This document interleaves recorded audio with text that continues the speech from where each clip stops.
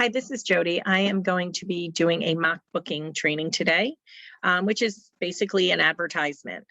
I pretty much always do my mock bookings via Vax, and I'll show you the reason why. Excuse me. Okay, so the first thing we want to do is go into Vax.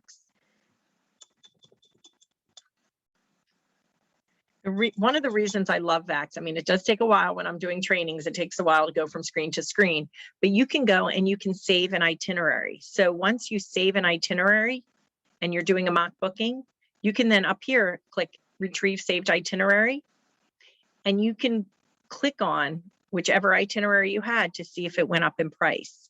So I would hit this one, I'd hit go.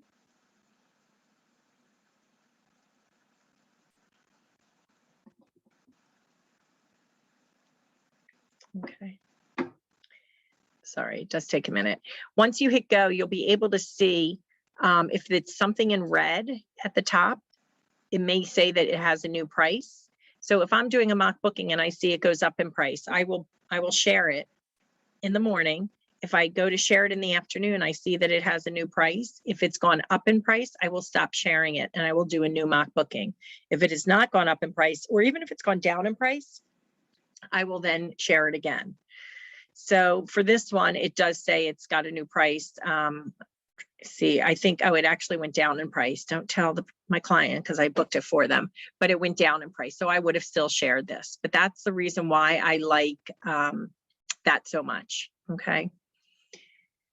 All right. So the first thing I'm going to do is get to know, if you're first starting off with mock bookings, get to know your main airport near you. It doesn't have to be right in your town. It could be an hour, 2 hours away, but get to know it and sort of play around. Like I would play around, I'm outside Philadelphia, and I would play around with Philadelphia and also Newark, New Jersey, and to see where they went, which was nonstop, what islands, things like that. So I would do all of that and play around with it and really get to know it. So Cindy, quick question, what happens if you book it and it goes down and the client sees it? So what happens, this has happened before. A client has reached out to me and I said, actually, I said, the price is this. And it was like maybe $100 difference. And I said, to be quite honest, I padded it a little bit because I'd much rather give you that price than if it went up in price and it was over the price limit. So I've told people that and they've totally understood. It's never gone down more than like $75 to $100 though. Okay, so I always start off with FunJet. Now, when I go to book somebody, I will check FunJet and I will check Travel Impressions and see which is cheaper. But just for right now, I'll do FunJet. I'm going to do from Philadelphia. And I'm going to go to Riviera Maya. 2 adults. Now, with everything with the Delta variant, I'm actually going to choose next year to go. So I'm going to choose either January or February. I'll probably just choose January. So I will put, I know there's President's Day around here. I just pick a date. A lot of times I find that they fly cheaper on the Sunday. So I'm just going to put Sunday for 5 nights and see what comes up. I always add travel protection. Always. I tell my clients I will not book without travel protection. And I'm going to search that. At the same time, what I do is I also pull up Expedia, not TAP, but Expedia.com, because I'm going to make sure that I'm not outpricing myself with a certain place. Okay. And feel free, guys, if you have any questions, feel free to unmute yourself as well. Okay, so one of the questions I ask my client always is if they would fly Frontier. A lot of times it's cheaper to fly Frontier to Mexico from Philadelphia. But what I always do check is I want to make sure the outbound flights that maybe something else. If American was $100 or $200 more, I might go with American.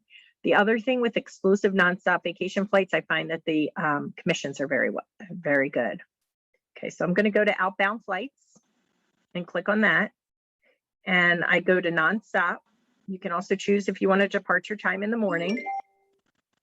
Okay, and there's a 6:05 for Frontier that's 1723. Spirit, I will not do. And then American is 2,400 because I never use the non-refundable. So I'm definitely going to go with this Frontier. If the person wants to pay American, they can choose that, but it would be a lot more money.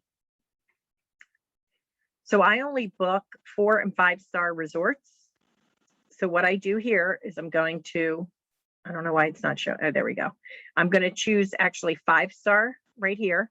You can choose 4 as well if you want. I do like a COVID test on site. I don't know if they'll still be doing it then, but so I'm not going to probably put that one on. I want all inclusive. I want a beach, and I'm going to do adults only for this. And then what I can do is I can go price lowest to highest. I'm sorry, excuse me. Sure. I was wondering if you could tell me, and I've sat through a couple of these, but I've noticed that the recurring theme is that we don't go with the lowest airfare. And I guess I just kind of wanted to know what the reason for that was. Is it because they don't get the check luggage? I mean, the carry-ons and Well, because seat selection and whatnot. Basic economy, you have to pay for your seats. You get last boarding, and a lot of times, if you're last boarding, there is a chance that something may happen if they oversell the flights, and they're non-refundable. So if you're going to do travel protection, I don't believe it covers the non-refundable. So anytime it shows that in red, I never do it. I never do basic economy. If the client insists on the lower airfare, knowing going in that because they're price sensitive, do we honor that request? Because we want to be.